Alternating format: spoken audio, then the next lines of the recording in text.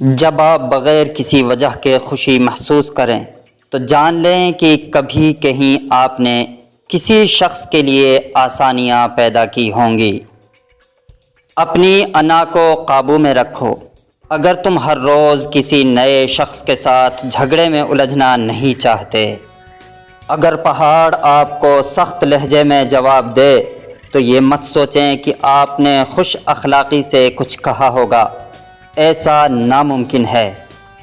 اگر آپ نے کبھی مصائب اور تکلیف کا سامنا نہیں کیا تو آپ کو خوشی اور سکون کی مٹھاس کا اندازہ کیسے ہوگا؟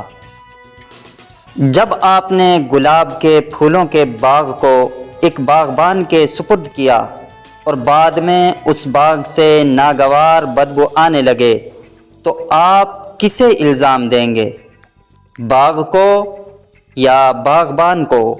اگر ایک دم سے اپنا دل بوجھل لگنے لگے تو اس کی وجہ یہی ہو سکتی ہے کہ آپ نے زندگی میں کہیں نہ کہیں کسی کو کوئی تکلیف پہنچائی ہوگی۔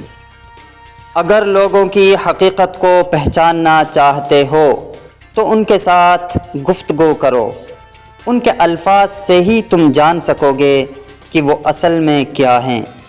سورج کے غروب ہونے سے روشنی مدھم پڑ جاتی ہے، لیکن اگر آپ روشنی کے بغیر نہیں جینا چاہتے تو آپ کو خود سورج بننا ہوگا۔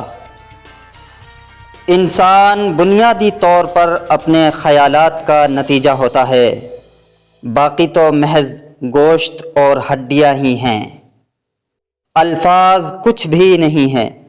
لوگ تو اس کی جانب مائل ہوتے ہیں جو آپ کے دل میں ہوتا ہے۔ دانائی اسی میں ہے کہ رازوں کو دماغ میں محفوظ رکھا جائے، ورنہ دماغ کے موجود ہونے کا کیا مقصد ہے؟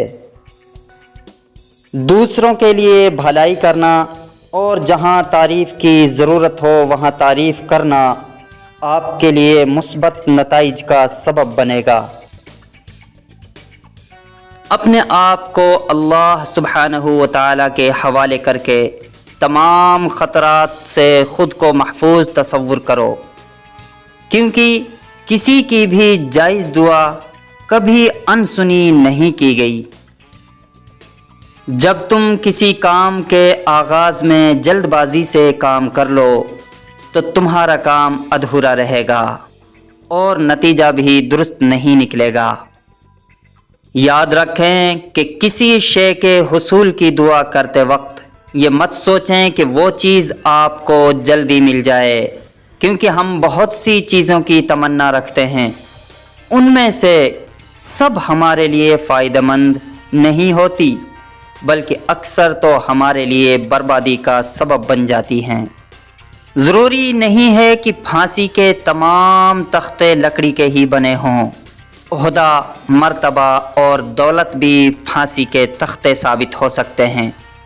جب اللہ سبحانہ و تعالی ہمیں آزمائش میں ڈالنا چاہیں تو وہ ہمیں بڑی بڑی سلطنتیں، بے پناہ دولت اور زندگی میں رشک کرنے والا مرتبہ عطا کرتے ہیں۔ رات کا دورانیہ طویل ہوتا ہے، یہی وہ وقت ہے جب کسی سے خوف زدہ ہوئے بغیر ہم اپنے خالق و مالک کے ساتھ راز و نیاز کی گفتگو کر سکتے ہیں۔ اگر التجا کرنی ہے تو اللہ رب العالمین کے سامنے کرو، یقین رکھو کہ تمہاری گزارشات کو رد نہیں کیا جائے گا۔ جو شخص خود کو محفوظ سمجھتا ہے اور وہ یہ سوچتا ہے کہ برے کام کرتے ہوئے اسے کوئی نہیں دیکھ سکتا، وہ کم عقل یہ نہیں جانتا کہ وہ ہر وقت اپنے خالق کی نظروں میں ہے اور ہر عمل کا نتیجہ مل کر رہتا ہے۔